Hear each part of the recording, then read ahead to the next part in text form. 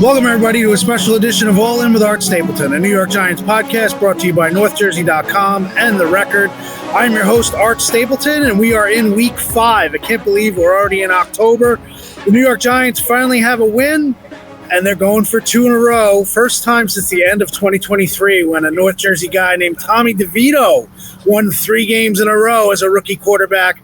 Now it's a rookie quarterback, Jackson Dart, that has the Giants believing that they can actually do some things for the rest of this season. Giants, Saints, New Orleans Superdome down there. I've got a lot of memories from some wild Giants games in there. Plus the Super Bowl when the lights went out. Everyone blamed Beyonce, but I still think it was the Harbaugh brothers.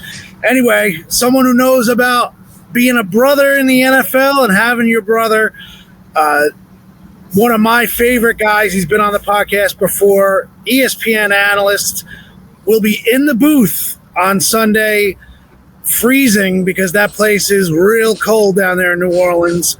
It's Jason McCourty for CBS. He'll be with Andrew Catalon, Charles Davis, and AJ Ross. J-Mac, what's doing, man? What's up, Art, man? How you doing? I'm doing well.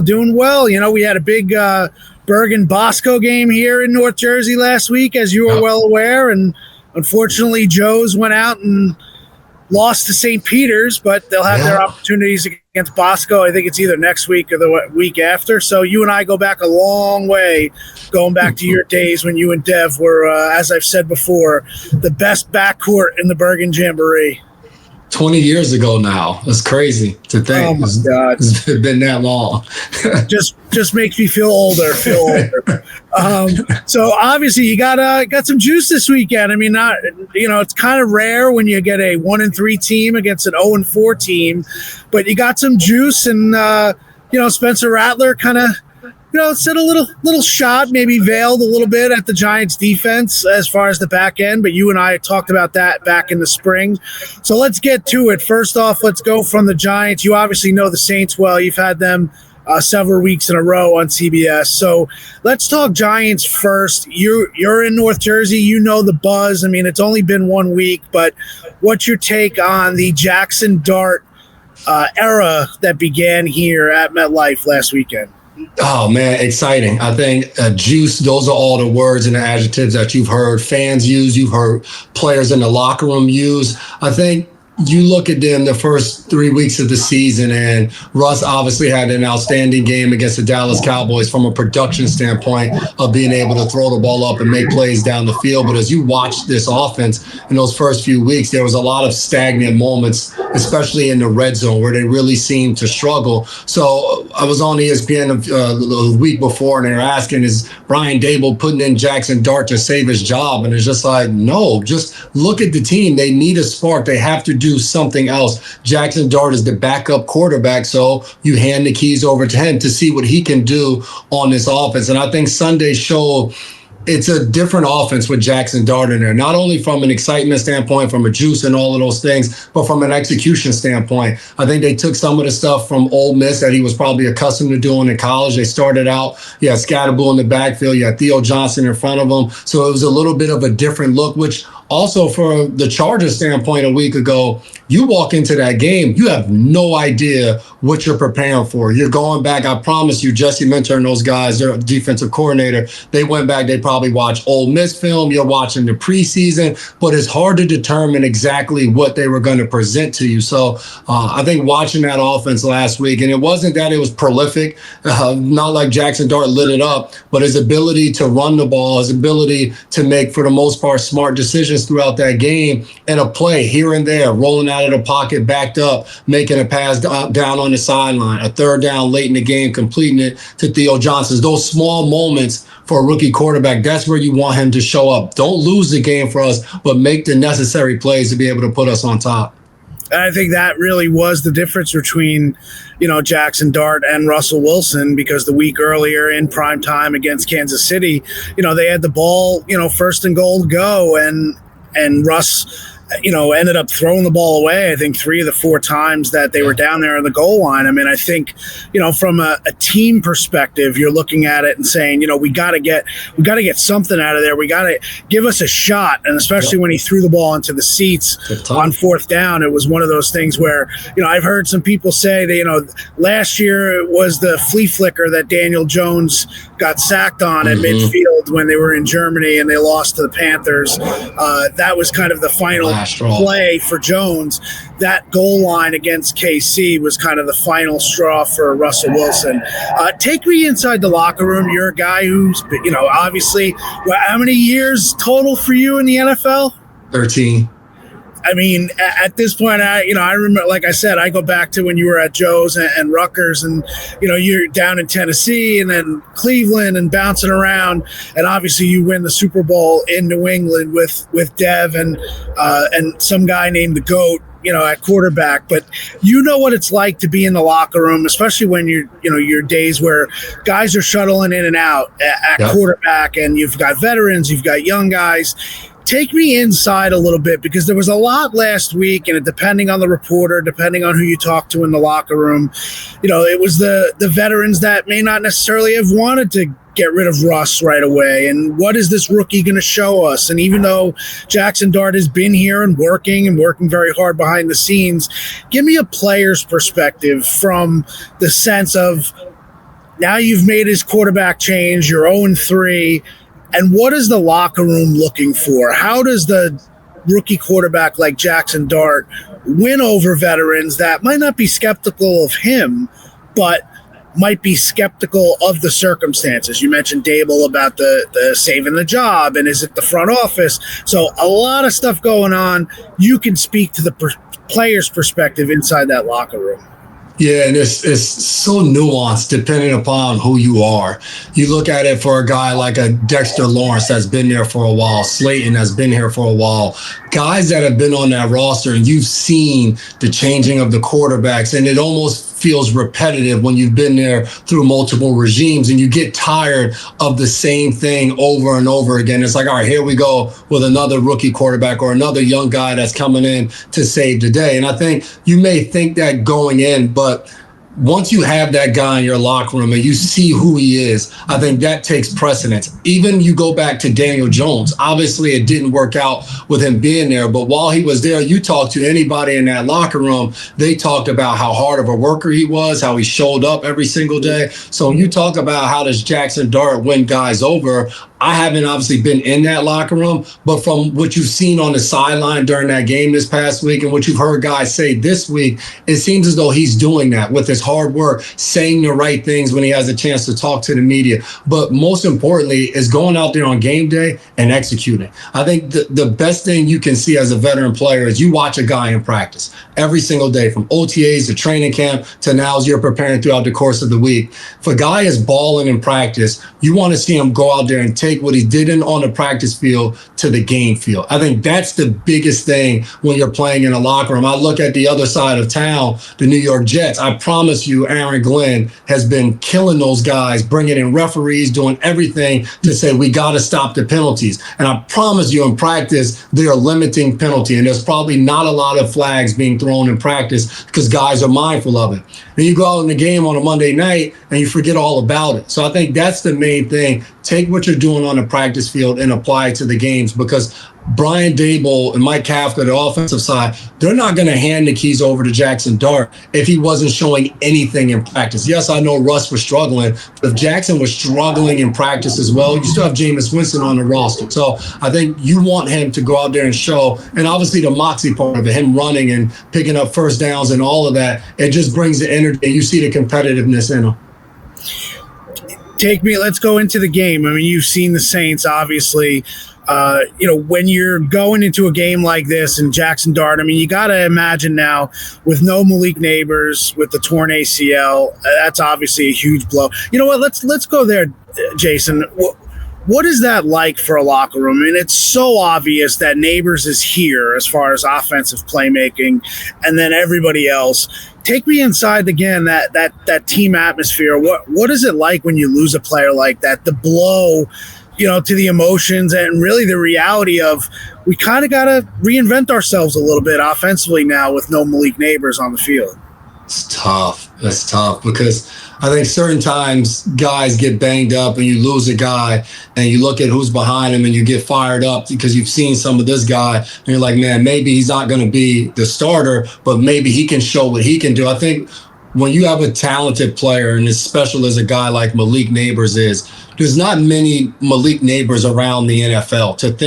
To have a multiple of that guy on one roster just typically doesn't happen. So when you look at somebody that makes up so much of your offense from a target standpoint and from a dictating defense standpoint, I think it's so hard to replace him. And the reason I'm saying that is when you go out and you break the huddle and Malik Neighbors goes to the right side of the field, for the quarterback, you now can look at the safeties and you can dictate coverage because I promise you on that other side, the defensive coordinator and DB coach is saying to the safety, don't be too cool that you freeze yourself out of where you got to go. When Malik Neighbors is over there, we better have eyes on him and making sure he's not catching a deep pass. So when you take that off of the field, one, now you have to try to manufacture explosive plays without having your best offensive weapon on the field. And the other part of it, now it allows the defense to play different coverages. You're not as afraid to play man-to-man and press up against the guys that are out there at this point. Now you're maybe not as afraid on the third down to double team Wan'Dale Robinson in the slot so that he doesn't have option routes and can't do some of the things that he can do. So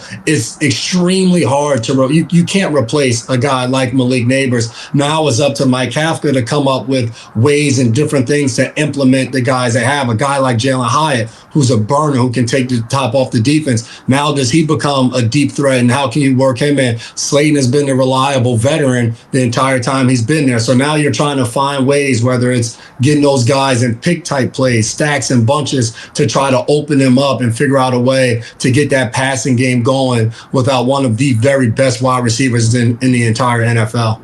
So when you prepare for this Giants offense, you're obviously going to have your production meetings and, talk to the guys and get insight if you haven't already.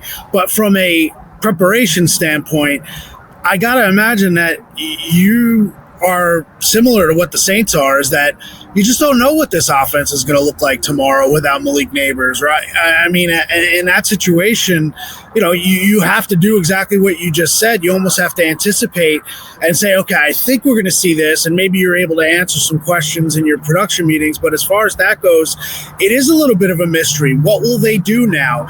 As much as Jackson Dart coming in at quarterback last week, there was the offensive changes, but now not having Malik, I almost expect them to kind of reinvent again on the fly and saying, okay, this is what we do well. This is what we're going to have to do. Tell me about that aspect when you're trying to call a game and predict as to what the offense is going to look like when it doesn't really seem to be what it was the first 4 weeks of the season.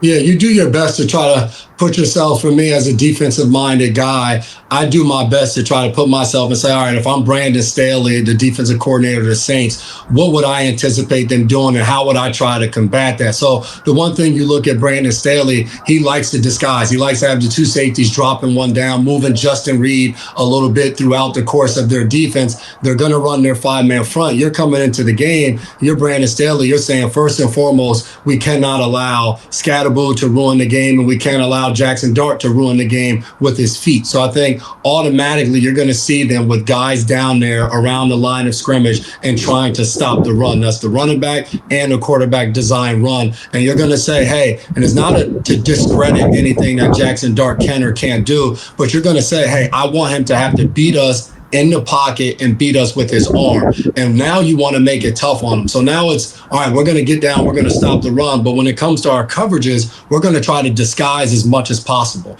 We're going to try to move guys around at the snap of the ball. We're going to have mugged up looks where that means we have linebackers standing in the A-gap looking where like they're going to blitz. And then we're going to get out to different coverages because I want to make it as complicated as possible for a quarterback that just hasn't seen a lot because he just hasn't had that type of experience. And I think that's the most unknown part because you watched their offense last week and you go, all right, for the Saints, at least now you have a full game's worth of Jackson Dart to see what they're trying to do with him.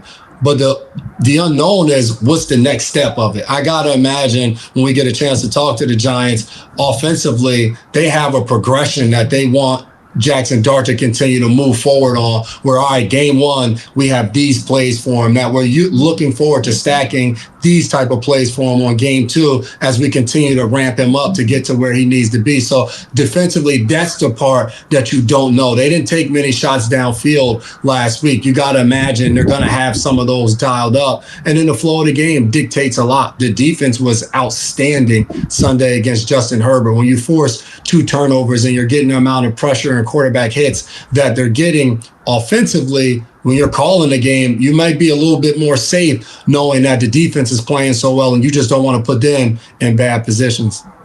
Tell me about, and I mentioned in the open just the idea, you've seen the Saints, you're familiar with what their personnel looks like, what Staley tries to do. If you're the Giants offense, so take me inside the meetings with Dable and Kafka and Shea Tierney. If you're looking at this Saints defense from what you know, where do you think the Giants could find their best success with Dart and Scatterboo and the pieces they have on Sunday? Give me a little, McCourty session and get ready to look at this team. What would you do if you were the OC for the Giants? I think a lot of it is going to come down to the movement that they use pre-snap. I think it's going to be a lot of motions, a lot of shifts to try to move those linebackers. That's the one thing. When you go against this Saints team, when it comes to running the ball, Demario Davis and Werner, their 2 inside backers, are fantastic in the run game because they fly downhill the entire time. And then they have the big defensive ends in Cam Jordan and Carl Granderson, who are bigger type guys, still pass rushers, but when it comes to setting an edge, they're really good. So you're going to try to move them when you're motioning the tight ends and things of that nature so that you can hit those run plays coming downhill. So I think they're going to start the game off, and you want to establish the run and move the line of scrimmage. Buffalo was able to do that with James Cook a week ago. They were able to run the football effectively, and they continue to do it throughout the game. I think when it comes to the passing game, the one thing that the Saints have struggled with is they give up completions.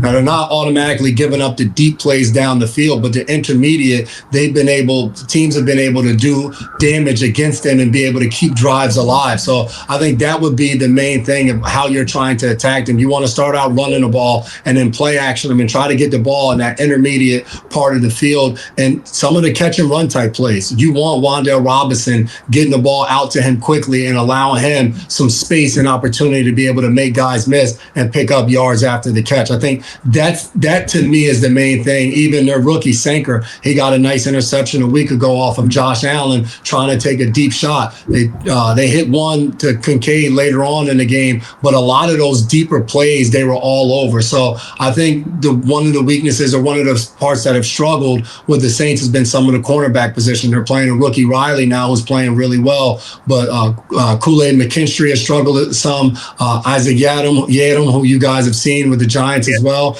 he has struggled some as well. So you want to try to get some of those one-on-one opportunities on the outside and go ahead and take your chances. I had one more thing on the Saints defense, and then we'll flip over to the Giants defense. I had one of the Giants in the locker room on Wednesday tell me from what they had seen on tape so far, they felt as though the Saints defense was going to be more challenging than what the Chargers defense was. And I was surprised. He said, obviously the Chargers have Derwin James and the way they use Derwin James. He said, but he thought there were more pieces on this Saints defense that could give them problems than the Chargers defense. Is that fair? Is that outrageous when you hear somebody say that? Or do you think that this Saints defense is better than what people think? I think style-wise is where you would see the differences. The Chargers and their defense, and what Jesse Minter does, a lot of it is keeping 2 safeties high, and they have what we call a light box. So when you're going in and you're a Giants football team and you're trying to run the ball more, and you're running it against 6 guys opposed to Staley's going to have 5 guys at the line of scrimmage, just 2 backers, you're going to have 7 guys there, and he's going to drop the safety down. So you're going to see more 8-man boxes this week from the Saints than I think they did a week ago from the Chargers. So that adds complications when it comes to the run game. I think what the Chargers do really well is when you have a team that's coming in and you're trying to throw the ball 35 times a game, some of the matching that they do in their zone coverages and the rotations they do post-snap makes it very difficult for teams with some of the things they do. You look at this Giants offense, that's not what they were majoring in. They weren't trying to drop back and throw the ball 50 times in this game and force Jackson Dart to have to decipher this cover 2 versus a fire zone versus a match. So like those type of things, I don't think was as complicated because it was easier reads, quicker reads. Whereas this Saints defense, I think, is going to pose more of those challenges by getting closer to the line of scrimmage and trying to do some things from that standpoint to make it difficult on the rookie quarterback. Interesting. Let's flip the script, go to the Giants defense versus the Saints offense, because when you and I talked, I guess it was back in June when we were talking about Paulson Adebo and obviously your boy Javon Holland and just what the Giants defense do. You talked a lot about disguise and what you would do if you were the DC and what Shane Bowen should look at. Obviously this week, Spencer Rattler, I mentioned it earlier, just kind of struck a little bit of a nerve. I don't think it was that big of a deal what he said, but he talked about how the Giants don't disguise much on the back end compared to the teams they've seen so far this year. When you look at this Giants defense, obviously the front does what it did, but how do you see this Giants defense matching up with the Saints offense and where that kind of comes down to? And do you think now the Giants might be comfortable enough to start mixing and matching on the back end? Because like you told me back in June, the reality is that to go from a good defense to a great defense, you've got to be able to sync all levels. And to do that, you have to get this secondary playing kind of interchangeable, and they have not done that yet. What are your thoughts on the Giants defense and what they may do against the Saints this weekend? Yeah, I think what we see from them is who they are. So I don't think at week 5 now all of a sudden is going to be this mastery of disguise and you're going to start doing all these different things. You may see a wrinkle or two as the season continues to progress.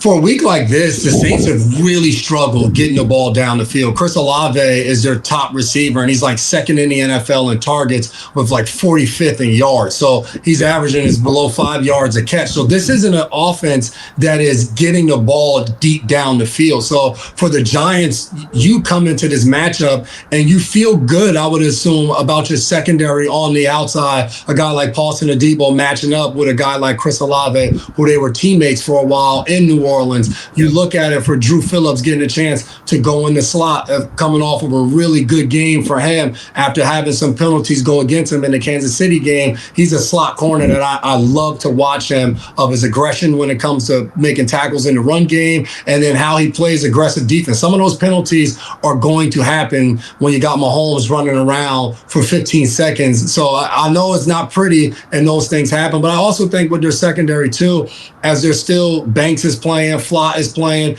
that you getting those guys going and figuring out exactly who's going to be the guy in what situation. Sometimes Flott's out there first and second down, Banks comes in on third down. So that even rotating door, I think, is not always ideal for a secondary. You love to have your third guy and he'd be comfortable and you're just running with it. But I think this past week, what we saw from their defense overall against an offense that was rolling, when you turn the film on, if you're Shane Bowen, you're like, all right, everybody can talk about disguise. You can talk about whatever the hell you want to talk about with my defense. This is what it was designed to look like.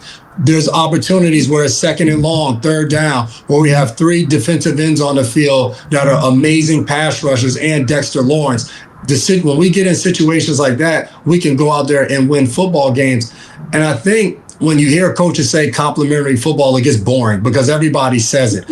But when you see it come to fruition and you see a defense have 2 turnovers and return them in the red zone and the offense capitalize on them, now you're starting to see a football team that seems as though they're playing together. When you're on defense and you're watching the first week and the third week where your offense is struggling and you can't score in the red zone, it's a burden on everybody, because when you can't do those things defensively, you know what you're saying on the sideline? We got to make it happen. We got to force a turnover. We got to score a touchdown. We got to do it. We got to do it. So I think when you start to see it all mesh and come together, we saw a little bit of a different style from them. Just the games that they were running up front when Brian Burns and Abdul Carter on the same side and they're twisting and they're like, those things make a huge difference from a quarterback standpoint. You saw as Justin Herbert in that game, like you start to look at the rush when you're getting hit as many times as he was. Yeah, it's crazy because, you look at Herbert. I mean, before last week, if you had to have all the analysts in the NFL making predictions going into that game day, I would think Justin Herbert would have gotten almost as many MVP votes as, Josh Allen. I mean, and maybe it was those two guys out in front of everybody as far as the quarterbacks go. So what they were able to do against Herbert was pretty impressive for me. One more thing on the defense, and I'll get your overview of just what you're looking for, what you think the keys are. Abdul Carter. I mean, we've been hyping him up since he got here in the spring. He just looked different. Last week's game, to me, really he came into his own. I think he had 8 or 9 pressures in the game. He still only has a half a sack, but as you and I both know, sacks might be one thing, but when you watch the tape, you see another. What's your impressions of? I know it might be hard for you to give some props to the Penn State guy being a Rutgers guy, but what have you seen from Abdul Carter to this point? Man, special. And not only his ability to pass rush, but for him to play that Kansas City game and play off the ball linebacker, and I don't think he played off the ball linebacker nearly as well as he'll play outside linebacker, defensive end in the NFL, but just the ability to do it is insane. I think that is such a chess piece to have when you can just move a guy back for a game. But his explosiveness and his quickness at the line of scrimmage is just so hard to match for offensive linemen. So it was when you turn the film on and you watch him, and you saw it in the preseason when he got in and different moves he was able to make to get home on a quarterback, how he uses his hands, his feet, all of those things. I think when you have him, but you also have Kayvon Thibodeau, and then you have Brian Burns on the outside, it's so hard from a protection standpoint to figure out where you're sending your guys and how you're doing it. I talked to a coach from the Dallas Cowboys when they just played against the Green Bay Packers. They were like, we slid the line to Micah Parsons, or we chipped him every single time. When you go against this Giants defensive front, who are you sliding the line to? Who are you leaving in one-on-one situations to make sure you get this guy blocked up? That's the challenge that all of those guys bring. And they already were a really good unit as a defensive line last year. Now you add a guy like Abdul Carter, who has some just pure pass rushing ability to him that is special. It just changes the entire outlook of the defense. Because if I'm Spencer Rattler, when I'm under center and I get there and now I see all 3 of these guys on the field, now it's like, oh damn, like what games are they running? Who's crossing where? When Brian Burns is lined up off the ball in the middle of the field, where's he going to end up inserting? Like, those are all the things that you now have to figure out. So I think, to give Shane Bowen credit, I'm somebody that focuses on the secondary, and I'm so infatuated with where the safeties and the corners are all at is moving. He's like, we're getting our disguise and our movement up front. When we start moving all of those guys around, that's even more complicated. The quarterback is not even thinking about what he's seeing in the secondary because he's so worried about being hit. Interesting. I didn't even think of that, but you're right. He's all the disguise we talked about on the back end. They're playing straight up on the back end, but they're disguising everything up front, and it kind of gives a different look, and it's harder for the line to try to pick that up. And especially if you're not, I mean, you look at the quarterbacks that they played the first 4 weeks. Now they get into a situation where maybe they're playing quarterbacks that aren't able to process as quickly, all due respect to Jalen Hurts, but we know that's not what he wants to do. So it's interesting. One more thing on a guy who, I know pretty well, and that's Brian Dable. We talked about the decision to go to Dart. We've all talked about how Dable loves Dart and the way it is. What's your feel for Dable? Everybody knows Dable in this league. I think almost Dable gets more respect for what he was able to do before he became head coach, and then he wins the Coach of the Year. Your sense on where Dabes is at, and what you're hearing around the league in terms of did all of a sudden a guy forget how to coach because things have kind of gone poorly the last couple of years? That's our league. So around the league, you hear people saying he's trying to save his job. And when I'm on ESPN, that's always a topic when you're going on a week-to-week basis of what to discuss. Listen, look at Lou Anarumo. He was the Cincinnati Bengals defensive coordinator. They lose to the Rams in the Super Bowl. He's one of the hottest names for a head coach. The Bengals fired him last year. He's with the Colts this year, and the Colts they have a really good defense this year. So I think that's just the cycle of the league. Mike McDaniel, everybody talked about how he's on the hot seat. When he first got to Miami, the offense that he brought, the success tool was an MVP candidate. So I think Dave's is going through the same thing. They haven't had the success the last few years. They hadn't won games at the beginning of this season. So you start to hear those whispers and questions of people saying all of these things. But I know the small time that I've been around Brian Daboll, like those things I don't think impact him at all. I think his main focus is coaching that football team and making sure he's there for the guys. That's the one thing over these last few years when I've been inside that building, you can tell the amount of respect, love, and appreciation that the players have for who Dave's is. You can tell at the end of that Chargers game, he is who he is. Fiery. You see it on the sideline over the last few years when he's yelling at Daniel Jones or going off on something. Like, that is who he is. And I think that's who he's going to be, regardless of what the circumstances are. Listen, this Giants team, it hasn't been pretty. And you look at a year ago, whether it was Tim Boyle playing in the game, Tommy DeVito playing in the game, it hasn't always been the best thing. I remember calling the Ravens game a year ago, and I think everybody in the secondary was hurt. They were signing guys off other teams' practice squads that they had to go out there and put in the game. So I think for Daboll, he's locked in. He's being where his feet are, and he's coaching Jackson Dart and the rest of his team to the best of his ability to try to get wins. And in this league, when you have a quarterback like Daniel Jones, who he had success with in year one, you pay him, it doesn't work out. And the next thing you know, he ends up on a team where he's playing like an MVP type of candidate early on in this season. People are going to talk. That's just the way it goes. So you deal with it and you keep on moving on. Last one. The Giants will win this game if Jason McCourty.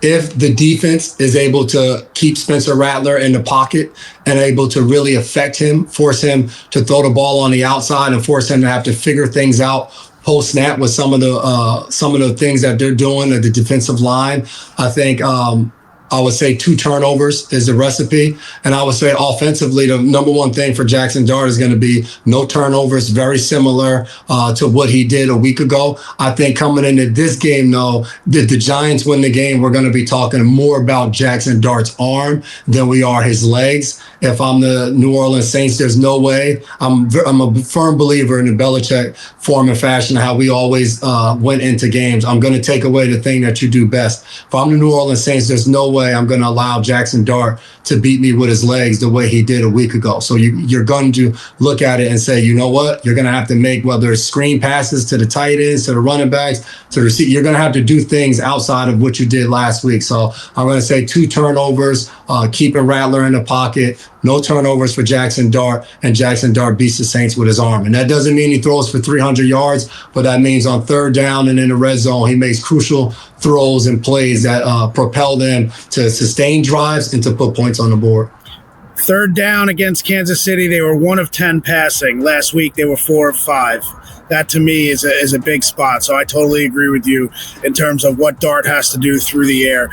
J-Mac, we know you're going to be in the booth on Sunday on CBS. Why don't you tell everyone weekly where they could find you, obviously on ESPN, but also, just everything you got going on.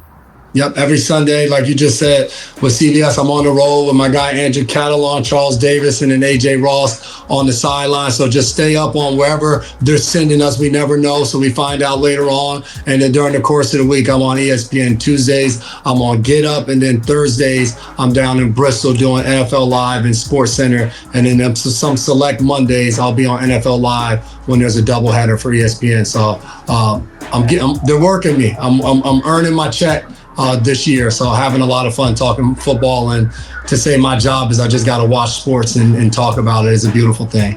That's awesome. Well, there are very few better than you at this point. Maybe your brother will talk about how good he is at some point.